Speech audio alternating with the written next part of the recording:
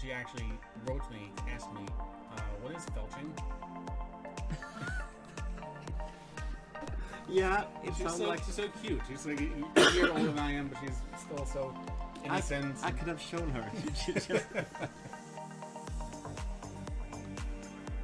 Hello and welcome to Deus Ex Comedian. My name is Ryan Bussell. I'll be your host.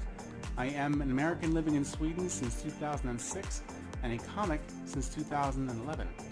On this podcast, I'll be talking to comics who have retired, or they're taking a long break, or they simply quit the grind and they're happy to perform just a handful of times per year. So what made them slow down or even stop performing altogether? Is there anything about the grind that they miss? Most importantly, without approval from drunk strangers, how instead do they fill that dark hole inside where a soul should be? Let's find out. Wonderful. So, this week I am joined by the most creative person I have ever met. Oh, really? Easily, yeah. Oh, thank you. I'm Celin. Thanks for having me. Thanks for hosting me. Oh, yeah, no problem. Glad to have you here. So, you may see this as a good thing or a bad thing, but you actually have a great deal of responsibility for me doing stand at all. I'm so sorry. Apologize to them. But I fell in love with stand-up when I was 11. Right. And then for over 20 years, I would tell anyone and everyone, like, So- I want to do it someday. I want to try it out someday. And I talking to a coworker here in Sweden who told me, oh, you should, because there's a guy in my class who actually does stand-up now. Right. And that was Farsad Nori. So you were just 11 when you got molested by stand-up for the first time. Well, it was during the comedy boom of the 80s. It was on right. cable TV. It was everywhere. Yeah. So I just like fell in love with Sam Kinison, even like Andreas Clay, like Robin Williams, and too many more to count. Yeah. Because it's everywhere. But then when I heard that there was a way to start, then I had to start. Like I couldn't not look into it. So I looked into it, Googled it, and found out about Bungy. Ah. And that's how I started. Yeah. So you're the creators of Bungy Comedy. Right. It was good. Yeah. So, but a good way to start. It was fun. Competition. So now you're here to kill me. Complete the cycle. Yeah. So when did you start in comedy? With comedy? Yeah. It was about 91. I was 16. I went to a theater gymnasium, and I went with Tobias Persson. Okay. And we became a comedian couple. So we wrote sketches and performed and did gigs and got paid. So I started really early. That's nice. Yeah. From me. And did you have theater courses specifically in comedy, or was it just more performance? No, it was performance. We did Shakespeare and Chekhov and all the classics. But in our spare time, we wrote sketches and made our own shows at school, and then rented theaters and put on shows. And the comedy scene, because stand-up is still relatively new. Yeah. In Sweden, so the comedy scene must have been. Yeah, I think 89. The stand-up scene started in Sweden. Okay. So, I mean, Tobias went into stand-up first. He met Thomas Pettersson, and he was sort of mentoring him. But I wanted to do film schools. I moved to Stockholm and went there, and then I did some live poetry because I wrote poetry also, comedic poetry. Okay. And then there was a stand-up course at Dramatiska Institutet, and I went there for 2 weeks, the worst 2 weeks of my life, because I didn't know about stand-up at all. It was a new format, and I didn't know how to do it. You didn't know what was funny or not, so it was very wrenching. But then I started. What year? 2005, maybe. I don't know. Quite a gap. Yeah. What drew you to stand up then? What drew you to stand up then? In that. Because when I told people I was a comedian, everyone asked, well, stand-up comedian? No, I do sketch. So, and then I thought, well, why not try stand-up comedy? How were you doing sketches before then? There wasn't like there was YouTube around or... No, you wrote sketches and performed live for a studio. Oh, live yeah, okay. Yeah. I see. Yeah. Then I started doing short movies and film school, and I went for that a bit, but it was too too boring.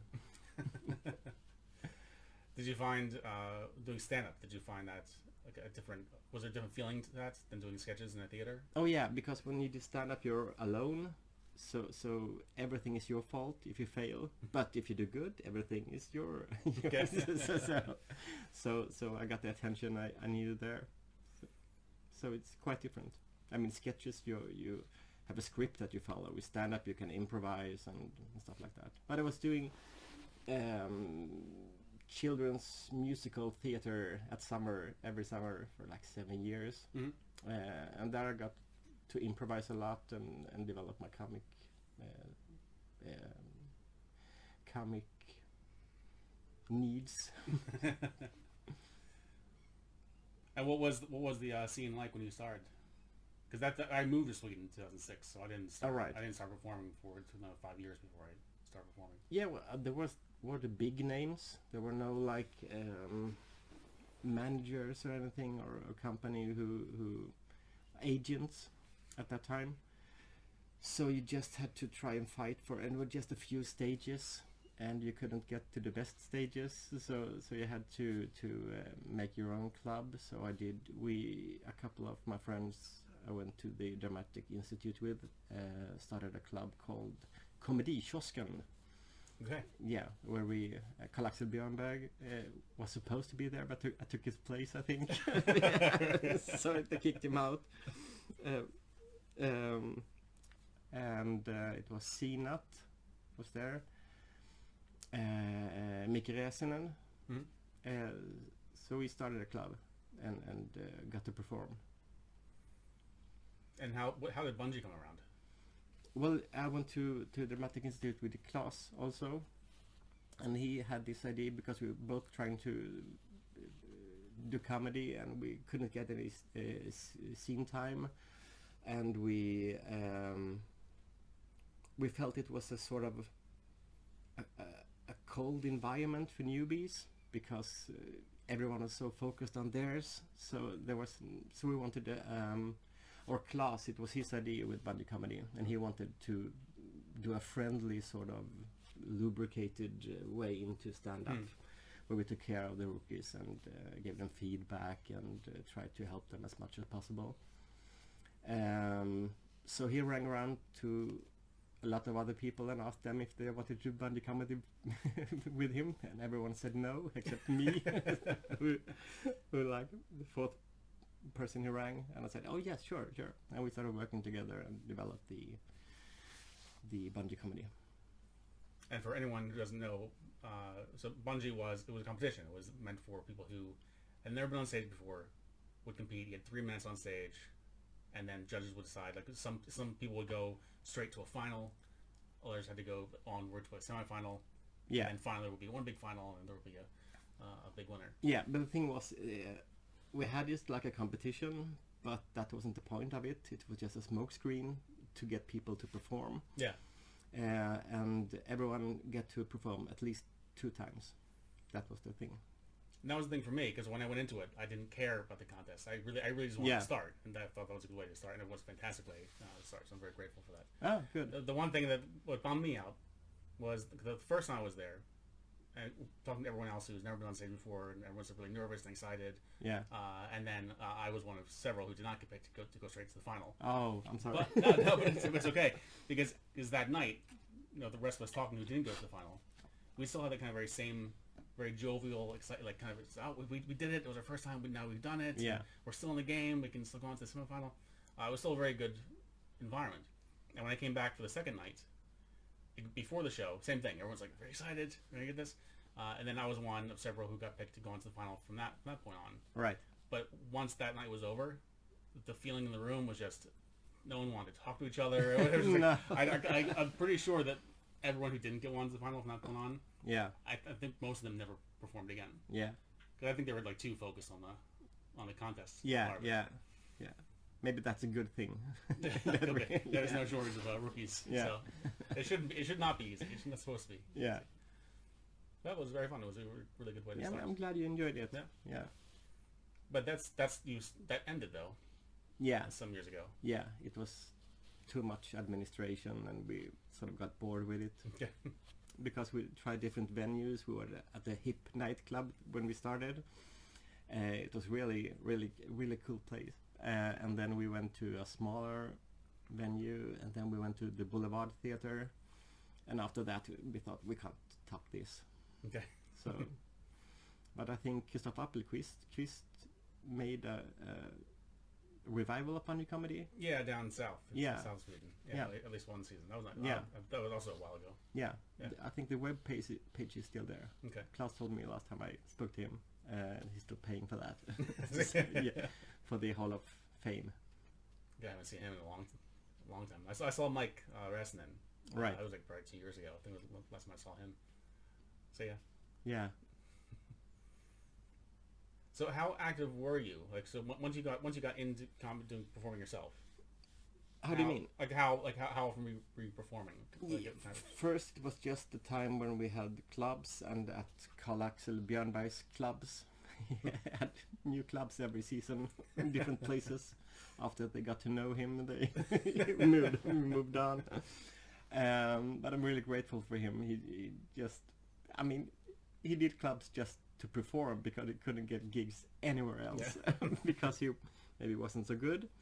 But he did a lot for stand-up because he made clubs and had to fill the empty spots somehow so he could perform and sing and whatever he did. I was very grateful to him too because of Copperfields. That started. Oh right. That started. I was actually just telling someone that recently. Yeah. If I chose this format for this podcast, but if I didn't do this format, I could have an all Copperfields formats just to tell stories from that place. It was the worst. Yeah. But it was I love it so much. Yeah. The thing about his clubs that they were so bad, but it really made you develop as a comedian. Absolutely. Because it was such a tough crowd. If you have been to Karl-Axel Björnberg's club and made it, then it was downhill from there. I had the feeling too when I was at Copperfields. So if I can make someone smile here, I'll get a standing ovation anywhere else. Oh, it was so bad. It was so bad, but really good. But did you perform it? Oh yeah, a couple of times. Yeah, but I think when he started Copperfields, then I started getting paid gigs. So I only did a few free gigs to test new materials and stuff like that. And there was always a slot there for me. Yeah. I remember one night the guy who was headlining at Copperfields sat at the table with other comics, just literally with his head in his hands the entire night. And when it was starting, went up on stage, and just the first thing he said was to the crowd, "Why are you here? Why are you listening to this?" Yeah. Yeah, I've seen many. I mean, I think Thomas Järvheden, when he was at Karl-Axel's club, one of the early ones, in a cellar somewhere, the audience was just shit. They just sat there with bored faces. So he started saying, "This is good stuff. You should laugh about it." I've done it before. It works every time. But you. And after that, they laughed. But it was this weird. So it was great. I want to tell you, there's a story about you that I've actually retold, or involving you, that I've actually retold many times. It was, again, this is many years ago. I got a chance to do a corporate gig in Västerås, right? Opening for you. So I was going to do 20 minutes, and I don't know what I was expecting, but it was not at all what I was expecting. Yeah. Because Västerås has like this Stockholm complex, like they want to be Stockholm so badly. Yeah. And the place where I was, restaurant, was very nice. Yeah, Everyone was like I dressed remember really it. well. They were young. It was like, wow, this really. So I was really nervous. I was going to do 20 minutes, and I was really nervous about it. But I performed, and it went well. I was happy how well it went. And I came off. And first, the break, you just told me directly, like you said, you asked me if you could offer me some feedback, and I said yes, of course. And you told me that I had been leaning forward the entire time, like I was just ready to run. Yeah. The slightest chance of a bomb. Yeah. And I've thought of that many times, like since. Like there's been times I've been performing, and I just consciously think kind of roll back my Yeah. heels a bit, and it's like turning the volume up on the audience. Like you can actually feel them relax, like laugh Yeah. more Yeah. just by doing that. Yeah. But I told that story many times to rookies, just because one of the things I love about stand up is that there's so much to think about. Yeah. It's not just the material, it's not just the way you say it. It's just so Oh complicated. yeah. Yeah, I remember when I started, I didn't dare to move my feet, so I had them like glued to the floor, and I also was bending forward just to run, fight or flight. Yeah. yeah. And that, the audience picked up that straight away. Yeah, so it was really good. It was a good tip. Yeah. Good. So when is the last time you performed then? Stand up? About 2 years ago, 2.5 years maybe. And was that did you make a conscious choice to just not perform anymore, or? No, not really. Well, sort of. It went okay, the gig, but it was during the Me Too movement, so, and you felt that the audience was a bit more anxious, because I like to do politically incorrect material, and it always works outside Stockholm. But this time, they sort of was afraid that I would offend someone in the audience, so everyone was just Okay. on edge, and I thought, oh, the times are changing. but also I thought I was quite finished with stand-up. I mean, I've done it for like 15, almost 20 years, and I've done all the venues. I've been on television, and I made a big tour in Europe in 8 countries, and I thought, well, I've done it. Now it's just repetition and more or less. So I thought, well, art maybe. So was there something you were getting out of it before that you were not getting out of it Yes, now? I didn't get the same nerve on stage, because I knew the jokes I had, they worked, and so there wasn't this edge on it anymore.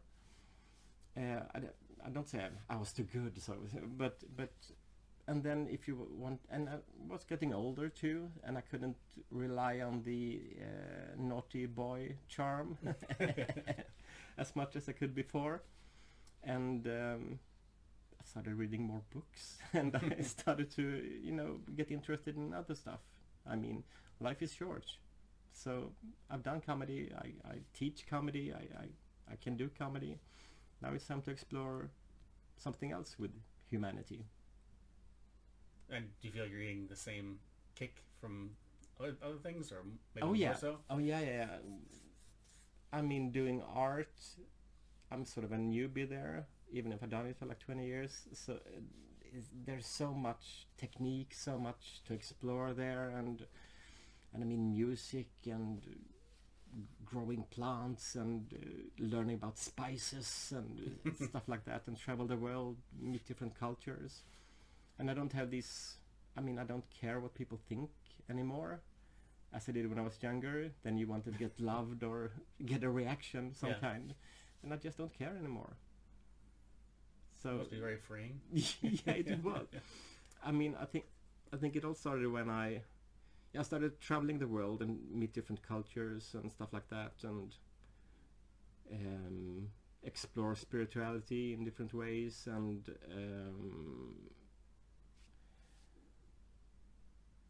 I started reading books. I mean, I think it started with my girlfriend for 11 years broke up with me, and then I thought, well, there's something I've missed here. So I started reading books. I started reading Dawkins about genes and Darwin, and then over that to philosophy. I read all Nietzsche's books, because when I paint I can listen to audiobooks. So I did like 15 books a week. So I and then psychology. I started reading Freud, and then everything with Carl Jung. I really love him because he is more about mythology and archetypes and stories, and I really love that. So I started healing myself and understand about what is this place we are in. Well, it's amazing. So I'm hearing this, and my immediate thought is, doesn't that give you then more things to say? For me, like what you're saying, for me, that would inspire me to go to the stage even more. Like I'll just have even more things I wanted to talk about. Well, yeah, but before, you could get annoyed of certain stuff. Now you just, that's how human works. Humanity works. It's not so interesting to talk about, I think. Well, but not perform. And I mean, I did politically incorrect humor, but suddenly everything started to be politically incorrect, and then it was not such fun anymore. And if you done all the taboo topics, where do you go from there? So I sort of got to a dead end there. That was interesting to me about the scene in Sweden. As I say, is still relatively new compared to other places. Yeah. One of my earliest bits, the closing bit, it always worked in Sweden. Yeah. Was me essentially telling women in the audience, saying that the reason why you can't find, like, you want to find a nice guy, but the reason you can't is because you have turned all nice guys into assholes. That was essentially the punchline. Yeah. And it always worked here, always. But I noticed when I did that, I performed in London, performed in Berlin. I did in Berlin. I literally got booed off the stage. That was a fun experience. Oh, really? Yeah, but I realized it's because kind of like that angry white guy, kind of shitting on women. Yeah. Is still fairly fresh in Sweden. Oh yeah. But in other places, like, well, we've heard this. Like we've heard all this already. It's like they come with something new. Yeah, but it's interesting if you look at how the society is developing right now. It's sort of going back to tribal a bit. It's the right and the left fighting, and they use the same rhetoric when fighting, and basically the same ideas. The far left or right you get, it's sort of meet with the backs. Yeah, my daughter turns 17 this year. Right. Which is still like mind-boggling. But we've had, as she's gotten older, we've had more and more talks about a million different things. Gender politics and feminism and everything else. And I've just really encouraged her, because one thing I've seen just about the world in general right now is that, like I said, we're very polarized. But I think no matter where you stand on an issue or not, we talk about things in very, very black and white terms. Yeah. Like, for example, when it comes to like taking refugees in Sweden, for example. Taking in refugees. Yeah. In Sweden, and then people on the right or SD would say there's no room. There's absolutely no room for them. And then on the left, they'll show a map of Sweden and how open it is. Look, there's plenty of room. Yeah, but but there's plenty of room. But I had a bit on stage. Like, so what do? Do we stand like on the bridge in Malmo and say, "Welcome to Sweden"? So start walking north, and when you get about 2 hours north of Gävle, just build a cabin, live off the land. Like, it's not enough just because there's space. Doesn't mean we can have them. But also you can't say that there's no room. We can't take them either. We have to. I'm trying to encourage her to think about complex issues in complex ways. Not just one way. But to be able to do that, you have to think in black and white terms first, and then you can make a gray zone of it. I mean, this paradigm shift we are in now, it's like the society is mostly made up of young people with young people's minds, and when you grow older you get more complex, but when you're younger you have to think in black and white terminology before you can make a gray zone out of it, because you have to put up some rules. We do that and we don't do that, and very, very simple, and then from that we can flourish and make a big grayscale and add some colors even. But first you have to do black and white. I don't think it's a good thing. Not to stay in that way of thinking. No. But you have to go through it. It's a part of the psychic development. So I enjoy watching Facebook whenever there's the scandal to see. Oh, it's the same people saying that. Oh yeah, it's very predictable. But when they start to develop, they will see that life is more complicated than just the rich people are bad and the poor people are good. No, not really. Not necessarily. Everything has a good side and a bad side. Everything. As a comic, though, isn't it more fun to throw firebombs into a room when they're less open to it? In other words, like, you have material that's politically incorrect. Yeah. But they can be offensive and triggering. Yeah. Like you say, like it became less fun for you to do that as the crowd got more sensitive to it or more anti it. But doesn't that almost make it more fun to take that kind of harsh? No, not really. I mean, I want people to laugh, and if you do politically incorrect humor, if then you and the audience have to be on the same page. So they have to know that if I'm not a racist and you're not a racist, we can joke about racist stuff. But if I go to south of Sweden and perform and talk about immigrants or jokes about stereotypes, the laughter is a bit different. And I skipped part of my material when the audience was more extreme right leaning. Okay. Because it was the wrong kind of laugh. You laugh because it's inappropriate, but not that they agree with you. Do you understand? Yeah. So the audience have to know that he's a good guy, but what he's saying is outrageous. We know we're on the same page. But if you don't get that connection with an audience that are too into identity, then it's more difficult to joke about politically incorrect stuff. Because they can suspect me of, oh, he means that. Maybe he has sex with his mother. Maybe. I don't know. Do you? Not anymore. She's dead. So, but that doesn't stop me. Yeah. No, I would just think that there might be some challenge in that for you then. Yeah, but then you have to explain the rules before you start doing comedy, and then the joke dies. So no, I don't. You can do it probably, but it's when people are more political, then when people are more anxious, they have a harder time to laugh about politically incorrect stuff. Okay. For me, from my point of view, there's always that conversation about is PC bad for comedy? Like there are comics, famous ones like Chris Rock or Seinfeld. They won't perform in colleges anymore because they're too sensitive. Yeah. And from my point of view, I actually think PC is good because I think it makes us work harder. Because I really think you can joke about anything. I think nothing's taboo. Yeah. You can joke about anything, but the tougher the subject, the better the joke has to be. Like before, it would be enough just to say shocking things. That was enough. Yeah.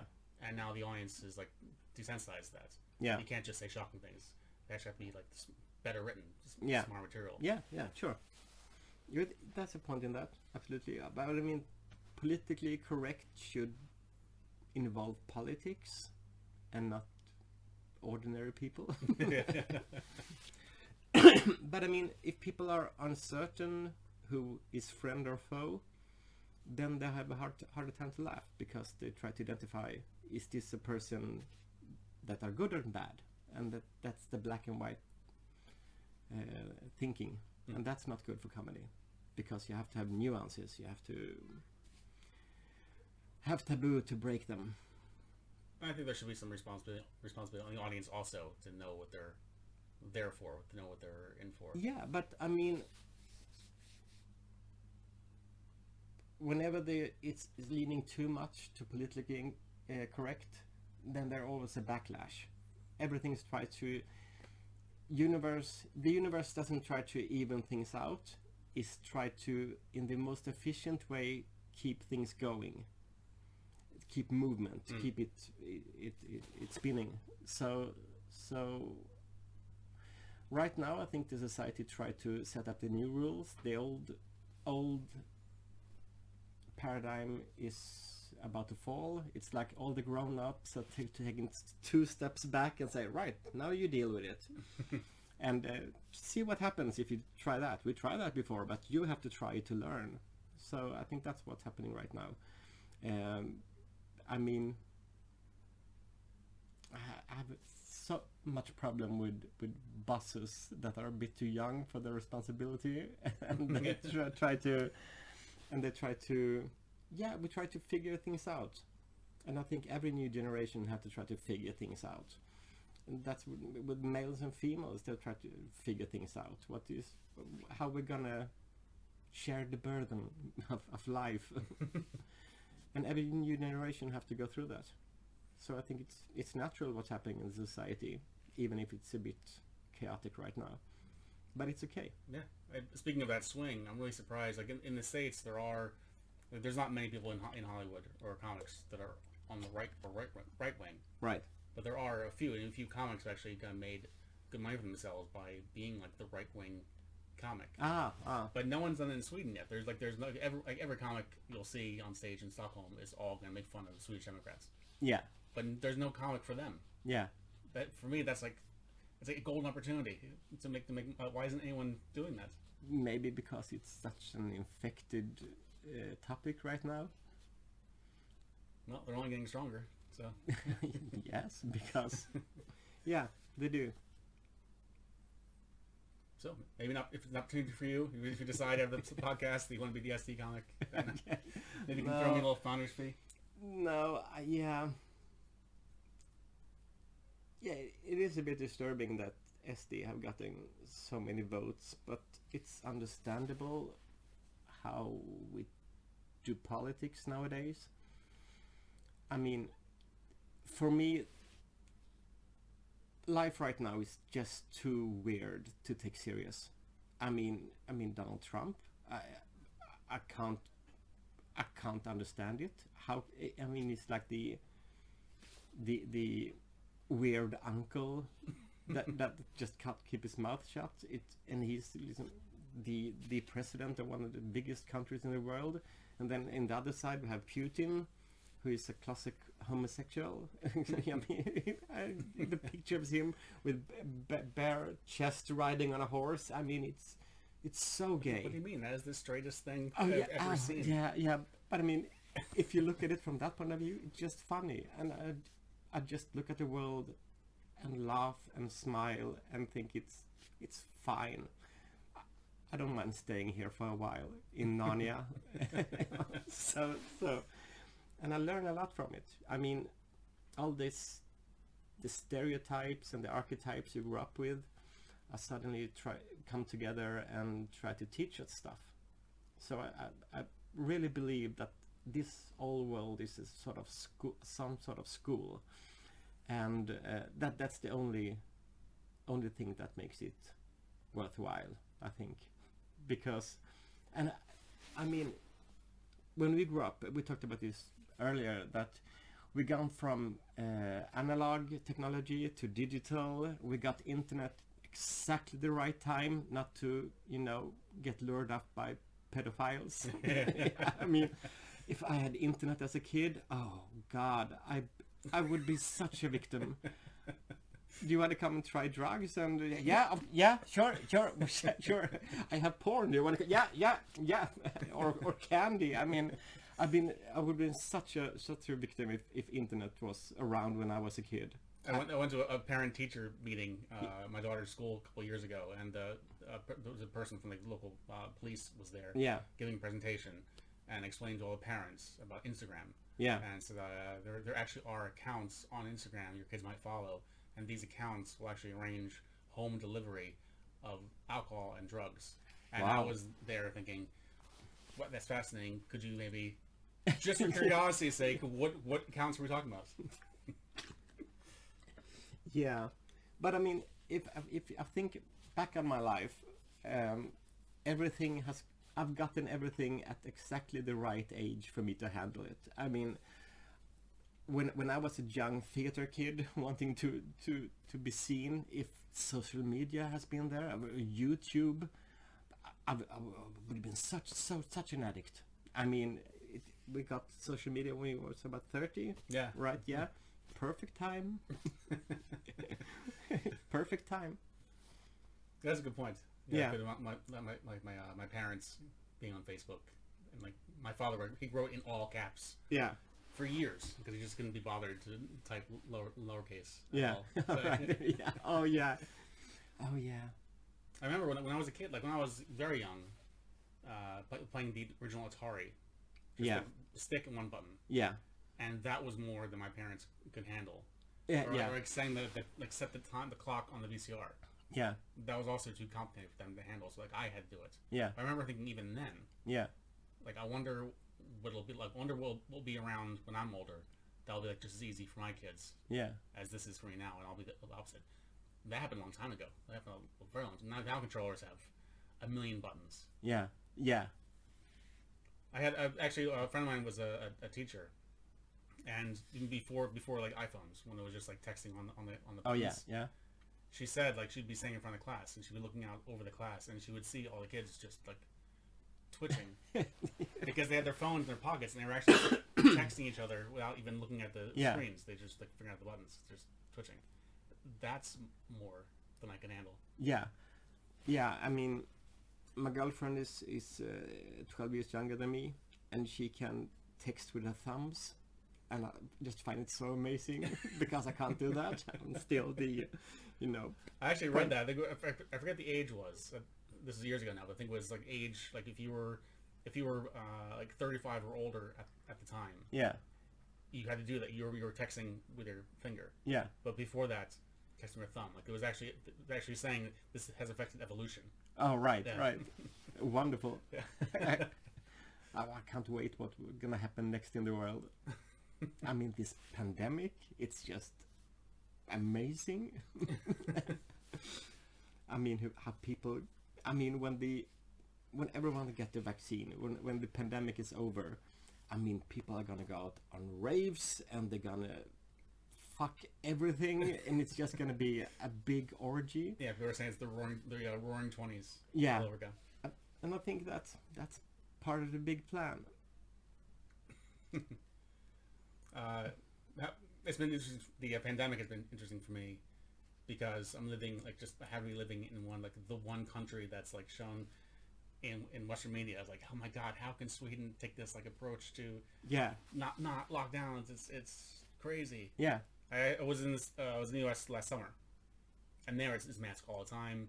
You go to the grocery stores, and the aisles are actually one way. right. So if you see something that's right there, you need to walk all the way to one side of the building to the other to get that Yeah. one thing.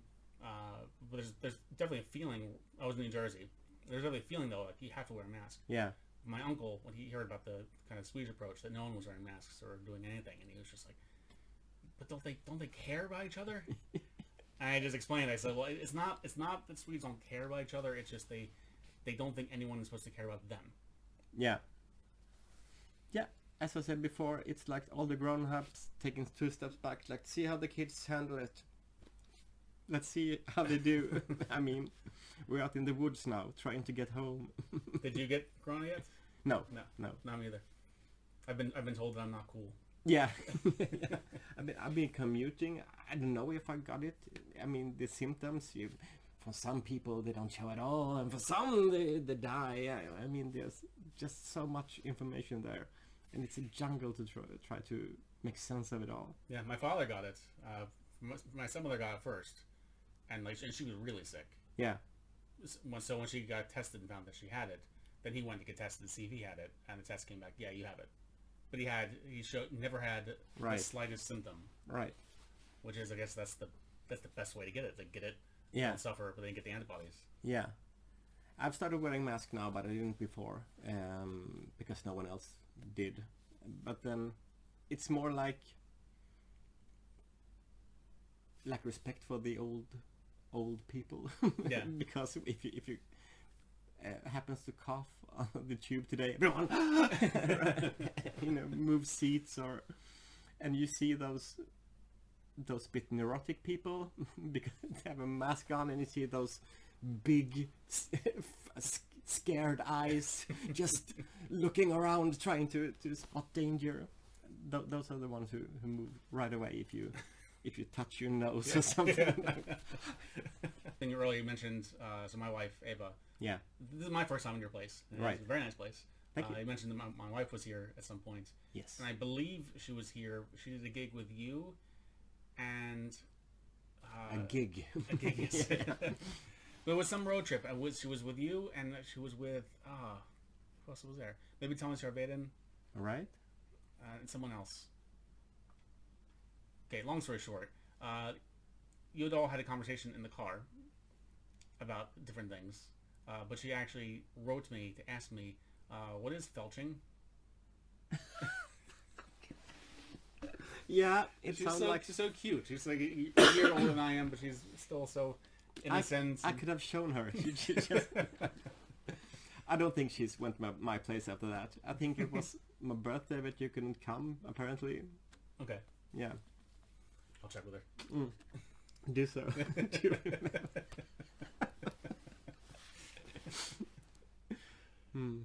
This is nice. I appreciate you having me here. Yeah.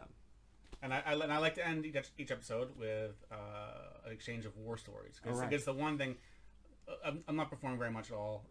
Not really out on the scene at all. And I do really miss the comedy hang. Because everyone always has the war stories to share. Yeah. So I asked you if you had anything in mind that you wanted to share. I have a story I want to tell you. Do you want me to go first, or you can go first? Go first. You go first. Okay. Well, the story I want to tell was my first time I was performing in Malmo, so down in the south of Sweden. So I just went on my own. I actually took my wife and my daughter for the ride, but made a weekend of it. So I paid for the whole thing myself.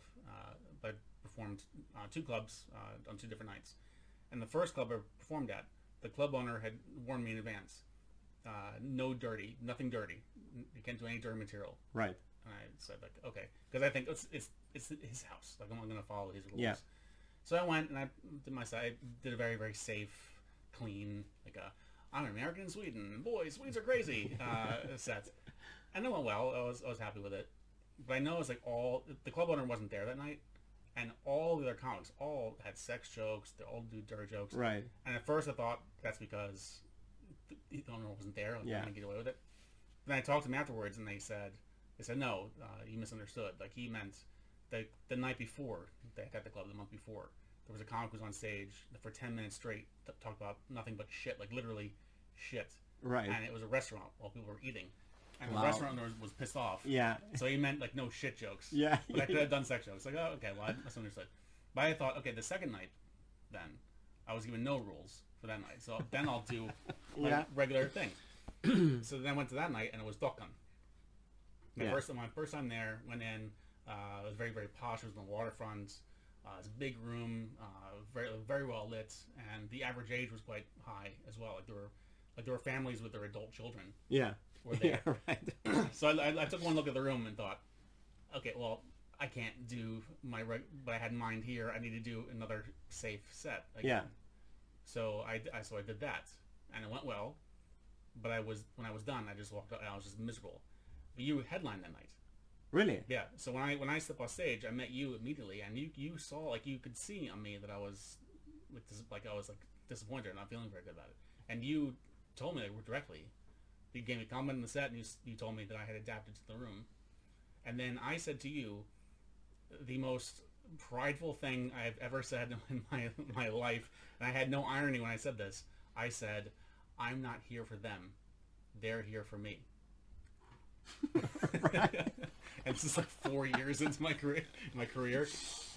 The thing is that you went on stage at night, and I knew you were stressed because I think you were going to catch a train that night, so you were like in a real hurry. Oh, right, yeah. To leave. But you took the stage, and you like just did your thing. Like, you didn't censor yourself at all, and just kind of like bowled over everyone. And you really split the room like down the middle. Like I could see like half the room just didn't like it at all, but the other half was dying laughing. I actually saw, like, I'll never forget this. I saw a guy like literally push himself back from the table and put his like head between his knees, like he was laughing that hard, like it was just like, exhausted laughing. And when you're done, they talked to the club owner, and the restaurant owner was there, and they were all really happy with their set. They were like really thrilled. And ambition is one thing I talk about on the podcast a lot, because I've never really had much ambition when it comes to stand-up. Right. But that is, to be at that kind of level where you were then, to like just be able just to do your thing and not worry about the room, not worry about anything else, just do your thing and be celebrated for it. Like, that's a level that I would very much aspire to be. That's what I like to be. Oh, well, thank you. Yeah, but I do adapt to the room. I do. Okay. But I don't censor my material. I try to make them follow me. That's the thing. Well, I remember talking to you about that, but this night, and you had actually said, like, if you weren't in a hurry to leave, we probably would have maybe toned it down or adapted more. But you were like kind of watching the clock. It's like, let me get through this real fast. Oh, wow. So that's a story I want to tell you. Oh, nice. I haven't got a story about you, but That's okay. Yeah. I'm gonna tell you about one of my worst gigs. I don't think I ever told anyone this before. Okay. It was pretty late in my career, so I knew I was good, but I was poor. I really needed the money, and there was this outspoken feminist comedian that I knew that said, I might have a gig for you. It's a hen party, and So bachelorette party, if anyone doesn't know. Right, but no, hippa. So they're just gonna be ladies there. It's in their apartment, right there. The warning bell. No, don't take this gig. Not a home, an apartment gig. No. And have this funny idea. Why don't you come there dressed as a stripper, and tell them you're gonna strip, and then you say now it's comedy and no striptease. And I thought, when I was about 17 to 19, I worked as a male stripper at hen parties. Yeah. I was really young. If I was a girl, then it would be a traumatic story. But now I'm a boy. Oh, right. I forgot about that. Yeah, right. Yeah. Actually, I did. I had a uniform, and they put 20s in my thong, and wow. Yeah. Well, anyway. So did you dust it off for this gig? What? The uniform you had when you were 17. Yes. I had the same uniform. So I thought, well, you should never, ever go there and pretend to be something else at a gig. I mean, lots of corporate gigs or something. Can't you be one of the birthday guests, and then you'd suddenly go and do stand-up? Everyone has what a fun surprise will be. No. It's never gonna work. But 500 kronor is 500 kronor. So I said, okay, well, yeah, but wouldn't they be disappointed? No, they're all really feminist, and they hate strippers, and they hate old stuff, and they were going to be really embarrassed if you come there doing that. And I thought, well, then okay. It was before I knew about women and the new wave feminists, what they're really about. No, but some feminists. So I went there in the apartment, went all the way there in my uniform, sat on the tube, and I came there, and and they let me in, and I said, right, I'm the male stripper, and I saw this chubby girl in the corner with colored hair and nose ring, took up her webcam, her cam, and were filming it, and I thought, these women aren't shocked at all. Actually, they looked quite into it. And I thought, what kind of equality is this? So I thought I have to up my game. So I said, well, and after a strip, each and one of you get 10 minutes with me in the bedroom. And we don't have to have sex. We can just talk or something, anything you like. And I thought that would shock them. No. They just sat there, and I saw some of them, especially the girl with the camcorder. She was planning her 10 minutes. She was really... And then I said, well, no, I'm a comedian, and now I'm going to do some jokes for you. And the sigh of disappointment, and they were looking at the watch when I did it, and I did... In super speed, 10 minutes of stand-up that was supposed to be 20 minutes. And said, thank you. Hope you have a nice party. The girl with the camcorder just glared at me. And I went out and got my 500 kroners and sat all the way home on the tube looking at it. And it's food for 2 weeks. It's food for 2 weeks. So that was an experience. The person who arranged it was not there? No. Even better. Yeah. But you're here to learn in this school of life, and I really learned a lesson there about women. Well, was that your final gig? No, it was not the final gig. That's good. So leave that bad taste in your mouth. Yeah, no, I done lots of strip shows after that. Well, Well, thank you very much. Thank you for having me. Anything you want to plug? No, not really. Okay. No, follow me on social media. Find me. Look up my name, and maybe I'll add you. I don't know. That's the one like refreshing thing. Talking to most people I talk to who are not doing anything right now. Right. Like, do you have anything plugged? No. No, That's good. right. That's nice. That's good. Yeah, I'm painting. I'm gonna do an exhibition this year, maybe with icons. First time I'm painting on canvases, so there will be things to sell. But we'll see. Follow me on social medias, and I'll say when it is, if it is. I don't know. I don't care. Thank you very much. Thank you. Thanks.